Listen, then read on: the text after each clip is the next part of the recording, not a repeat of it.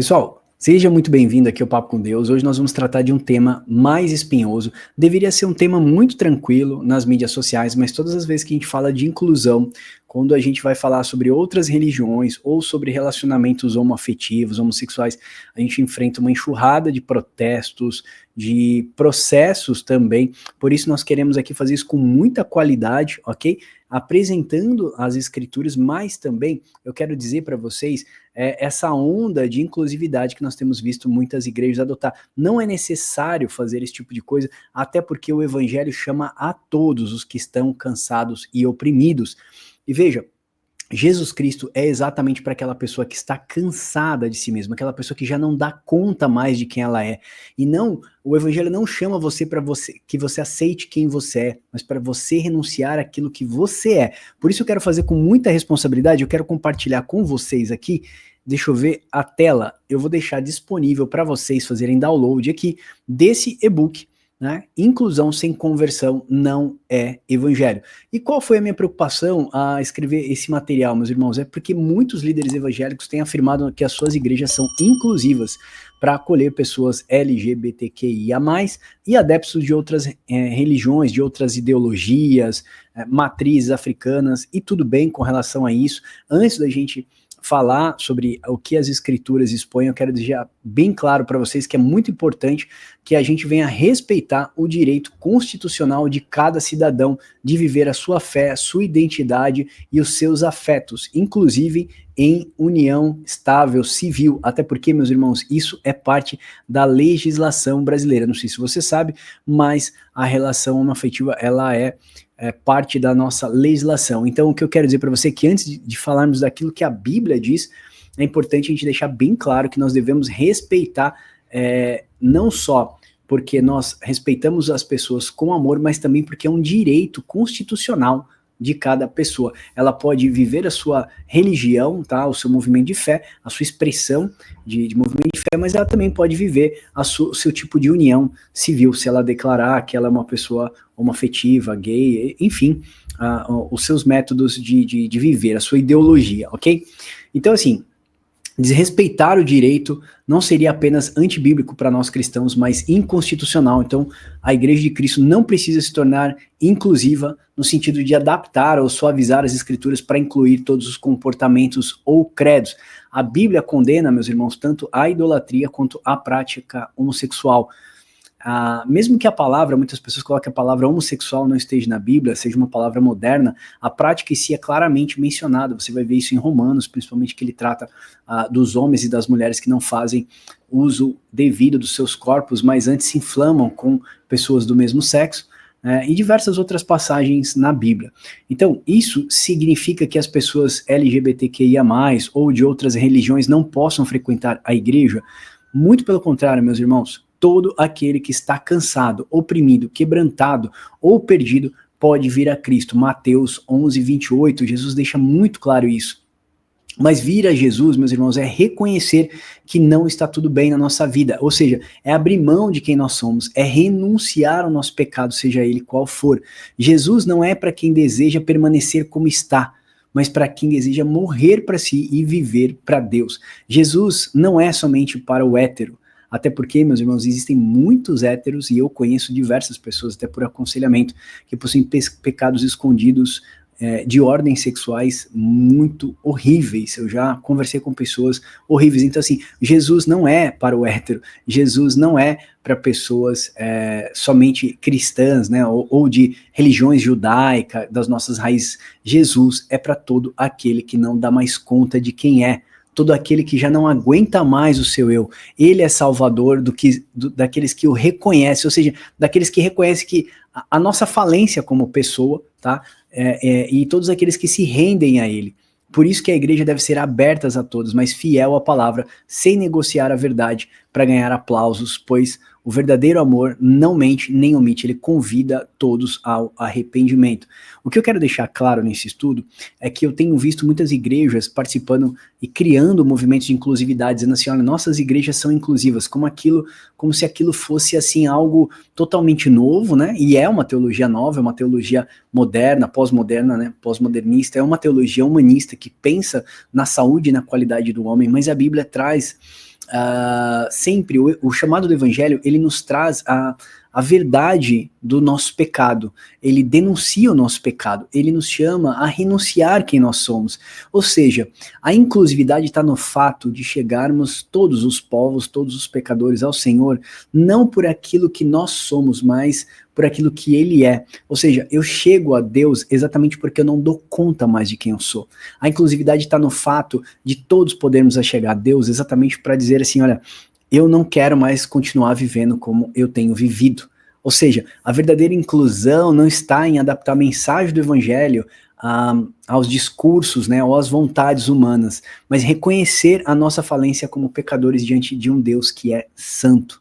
É quando os miseráveis, nós como os miseráveis, ouvimos o chamado gracioso do evangelho, que muitas vezes sejam fielmente pregados. Então, quando nós ouvimos, nós nos arrependemos, nós cremos e nos submetemos ao batismo como um ritual ali, não um ritual vazio, mas como um sinal público de que nós estamos morrendo para a nossa velha criatura, para a gente agora trilhar uma nova vida. A partir daí, nós precisamos passar a viver uma vida, a vocação ao qual nós fomos chamados, respondendo o chamado de Cristo a nós, que é sermos santos, sermos obedientes e testemunhas vivas do reino de Deus.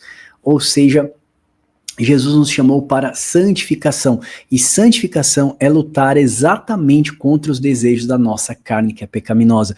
Por isso Jesus diz em Mateus 11, 28, venham todos que estão cansados e oprimidos, e eu vos aliviarei. Jesus também diz que se alguém quiser segui-lo, negue-se a si mesmo, tome a sua cruz todos os dias e me siga, em Lucas 9, 23. O que Jesus nos ensina? Que para vivermos a vida do Filho de Deus, nós precisamos de negar a nossa velha criatura. Quando Jesus fala para Nicodemos, olha Nicodemos, é necessário que você nasça de novo. Nicodemos ali, ele entende que é preciso então, a partir dali, ter uma atitude verdadeiramente de uma pessoa que é convertida, ou seja, que tomou um outro caminho. Eu estava indo para a direita, agora eu passo a ir para a esquerda, exatamente isso. Então, o evangelho exige sim uma negação e não uma autoafirmação, como as pessoas falam. Em Gálatas 2:20, Paulo diz o seguinte, já não sou eu mais quem vivo, mas Cristo vive em mim. Porque, meus irmãos, se eu viver a minha vida, aquilo que esse evangelho pós-modernista tem pregado, que esses movimentos religiosos que têm enchido seus templos para aplausos, palmas, eu vou acabar vivendo exatamente aquilo que o evangelho denuncia, que é o meu pecado e as minhas próprias vontades, porque o meu coração é eternamente enganoso. O chamado de Cristo não é para uma autoexpressão, mas é para uma autonegação. Enquanto o mundo sempre vai nos dizer assim, ó, seja quem você é, Jesus está sempre dizendo, morra para quem você é. Ou seja, Jesus nos chama para ser um ser novo. A fé cristã, ela não celebra os nossos impulsos, ela confronta, né, os nossos impulsos exatamente com a cruz. Os desejos nossos, eles não desaparecem, mas, como diz o apóstolo Paulo em 1 Coríntios 9, 27, eu esmurro meu corpo, reduzo a escravidão. Ou seja, todos os dias nós somos chamados para lutar contra as nossas vontades, com os nossos próprios desejos, essa guerra que é uma guerra que é a carne contra o espírito. Nós sabemos que o nosso espírito anseia por conhecer o nosso Criador, por conhecer Jesus Cristo, mas a nossa carne diariamente nos convida para vivermos as vontades e os prazeres. Então, o que a gente consegue entender é que, quando o apóstolo Paulo fala em Gálatas, é exatamente uma luta pela santificação. Então, é uma descrição exata de uma pessoa que está tentando se santificar, ou seja, ela está se auto-negando todos os dias, né? Deus, ele não remove os nossos desejos pecaminosos da carne, muitas vezes não remove, mas o que ele faz, ele nos dá um espírito que nos ajuda a lutar e vencer diariamente. Então o cristão luta contra os desejos sexuais desordenados, contra o orgulho, contra os vícios, ganâncias, contra a ira, contra tudo aquilo que a carne produz. Então a verdadeira inclusão não está em adaptarmos o evangelho às vontades das pessoas, à vontade da pós-modernidade, mas em reconhecer a nossa falência como pecadores diante de um Deus que é santo. Ou seja, é quando nós, como miseráveis, ouvimos o chamado gracioso do evangelho fielmente pregado e nos arrependemos, cremos e nos submetemos ao senhorio de Jesus Cristo. A partir daí, então, nós passamos a viver a vocação quando nós fomos chamados. Eu quero dizer para você que nós respeitamos, comecei esse vídeo falando isso, vou falar, a comunidade LGBTQIA+, as pessoas de outras matrizes, de outros evangelhos, né, de outras religiões, perdão. Nós respeitamos as pessoas, mas nós não precisamos ter uma igreja que se diz inclusivista exatamente para mudar o evangelho, a tonalidade ou a ideologia, vamos dizer assim, daquilo ao qual o mundo está nos impondo. Nós devemos transformar a nossa mente e não nos amoldar aos padrões do mundo.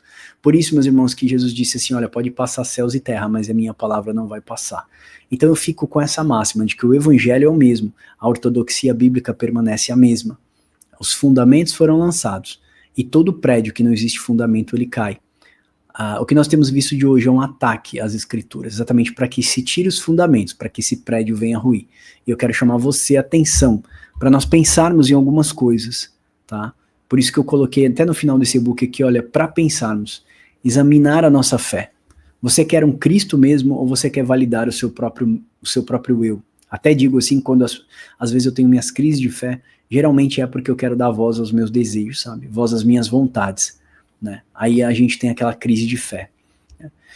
Nós estamos lutando diariamente contra o pecado, né, com a força do Espírito Santo. Nós estamos buscando uma igreja que prega o arrependimento e santificação, ou uma igreja que prega autoaceitação, ou uma igreja emocional. Né? Nós precisamos de verdade pregar com amor a todas as pessoas, dizer para ela que Jesus está pronto para todo aquele que não dá conta mais de si mesmo, todo aquele que está cansado e sobrecarregado. É para isso que Jesus é. É para isso que a igreja é. A igreja é luz para o mundo, luz para os povos. A igreja precisa ser luz para todo aquele que não dá conta mais de si.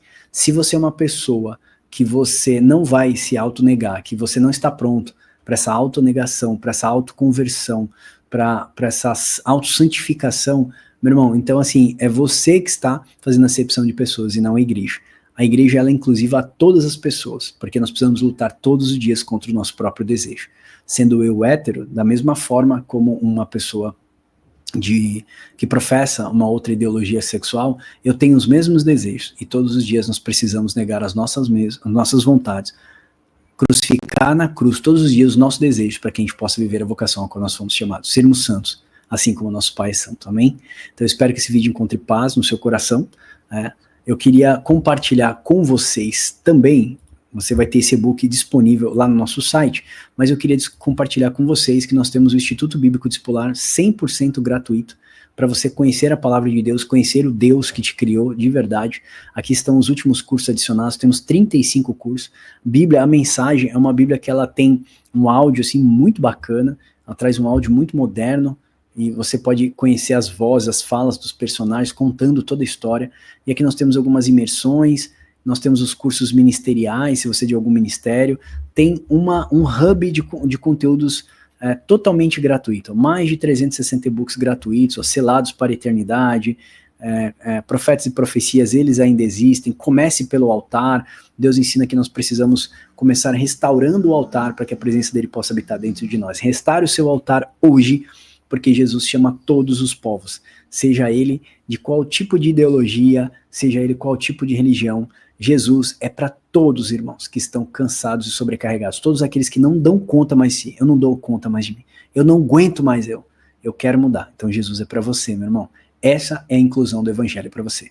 Deus abençoe vocês e até o próximo Papo com Deus.